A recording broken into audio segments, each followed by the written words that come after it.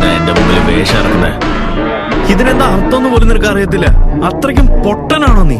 എടാ മരമണ്ട, നോക്കിയ കൈയും കാലും വെട്ടി പീസ് പീസ് ആയിട്ട് ഇട്ടേക്കുന്നവനൊക്കെ.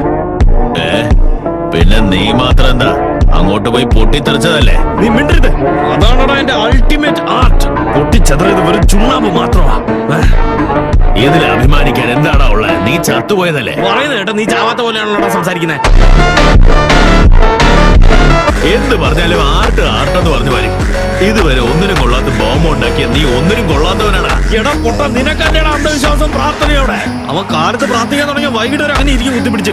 എന്റെ വിശ്വാസം അത് എന്റേതാണ്. വേണമെങ്കിൽ നീ എന്റെ കൂടെ വന്നാ മതി. വാടക്കടാ, നീ ഇടുന്ന ആ റൗണ്ട് വിട്ട് നീ പുറത്തുനിന്നാ നീ വെറും പൊട്ടനാടാ, വേസ്റ്റ് വല്ലോ. ഇതിന് ഞാൻ നിന്നെ ശപിക്കാൻ പോവാടാ.